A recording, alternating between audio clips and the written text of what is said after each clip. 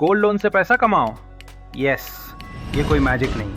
अगर आपकी सैलरी कम है पर आप अगले 15 to 20 साल में बड़ा कैपिटल बनाना चाहते हैं तो ये मॉड्यूल आपके लिए है। इस लूप को अगर 5 से 10 साल चलाया तो आराम से गोल्ड रीपे करते हुए आप बड़ा कैपिटल खड़ा कर लेंगे। Let's decode this module. Welcome to learn with Amrit. चलिए स्क्रीन पर इस मॉड्यूल को देखते हैं। फॉर एग्जाम्पल, अगर आपकी सैलरी 25,000 रुपीज़ है और आप लगभग 1,50,000 रुपीज़ का कैपिटल अलग अलग एसेट क्लासेस में इन्वेस्ट करना चाहते हैं तो नॉर्मली आपकी सैलरी अलाउ नहीं करेगी, पर ये गोल्ड मॉड्यूल आपकी मदद करेगा। सिर्फ 8,250 मंथली पे करके आप ये कैपिटल इन्वेस्टमेंट अचीव कर सकते हैं और यही इस मॉड्यूल की सबसे बड़ी ब्यूटी है। आप सोच रहे होंगे 25,000 सैलरी में एक साथ 1,50,000 का लोन चुकाऊंगा कैसे?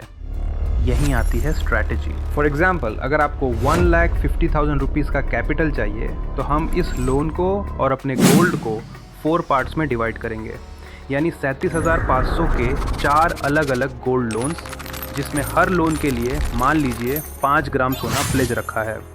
अब देखिए लूप कैसे काम करता है। आपको सिर्फ फर्स्ट लोन 37,500 रुपीज़ का उठाना है।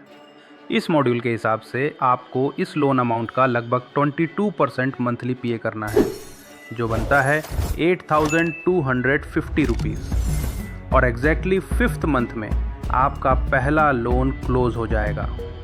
और जैसे ही ये पहला लोन क्लोज होगा, यहाँ से शुरू होता है इस लूप का असली खेल ये है कि आप अपना 5 ग्राम सोना वापस लेकर उसको तुरंत बैंक में वापस प्लेज करके नया 37,500 रुपीज़ लेकर उस पैसे से सेकेंड ओल्ड लोन को तुरंत क्लोज कर देंगे।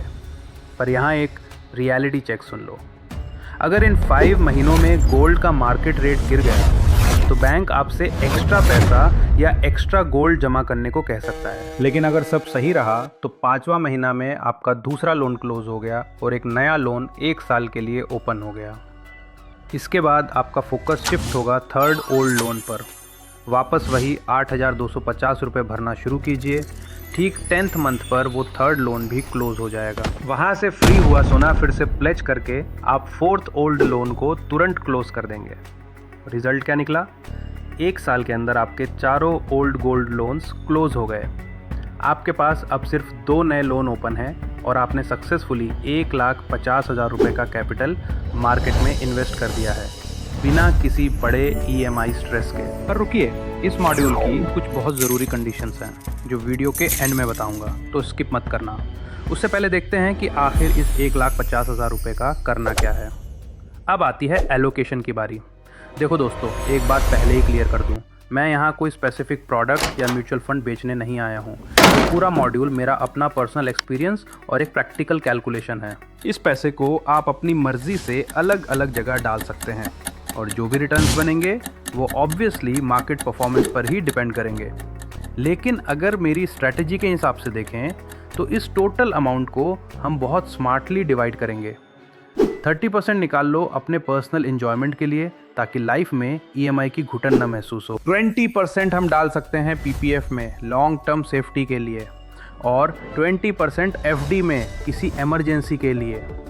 बचा हुआ 20% जाएगा म्यूचुअल फंड्स में वेल्थ क्रिएशन के लिए, और आखिरी 10% हम कैश इन हैंड रखेंगे एज अ लिक्विडिटी बफर।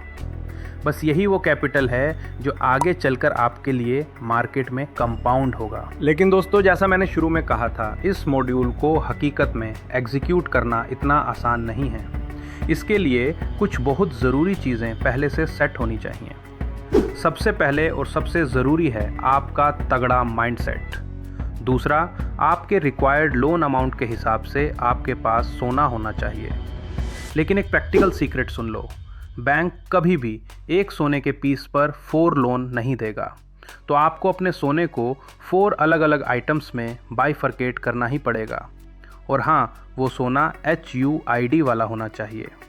साथ ही आपके पास 15 से 20 साल लंबा विज़न होना चाहिए। और सबसे बड़ा टास्क है अपने लालच पर एकदम स्ट्रिक्ट कंट्रोल। एक आखिरी बात, मैंने ये लूप सिर्फ नेशनलाइज्ड बैंक्स में ट्राई किया है, तो प्राइवेट बैंक्स के रूल्स थोड़े अलग हो सकते हैं। सबसे बड़ी बात, इस मॉडल में एक बिल्ट इन सेफ्टी नेट है। अगर कल को आपकी जॉब चली जाए तो पैनिक मत करना। जो पैसा हमने म्यूचुअल फंड्स और एफडी में इन्वेस्ट किया है उसे लिक्विडेट करो। और याद है, जो 10% कैश इन हैंड हमने एलोकेट किया था वो यहाँ सबसे बड़ा बफर बनेगा। अपना लोन भरो और अपना सोना घर ले आओ। That instantly zero. लेकिन वो ऑन ग्राउंड रियलिटी सुन लो जो मैंने SBI में फेस की। आपका सोना सिर्फ 22 कैरेट होना काफ़ी नहीं है, उसमें HUID होना ही चाहिए। तो शुरू करने से पहले अपना गोल्ड ज़रूर चेक कर लें। तो दोस्तों, ये था मेरा गोल्ड लोन क्लोज़र लूप। अगली बार जब आप अपने सोने को लॉकर में देखें तो सोचिए, क्या ये बस सोता रहेगा या आपके लिए काम करेगा। मिलते हैं अगले वीडियो में, तब तक के लिए कीप लर्निंग एंड स्टे तगड़ा।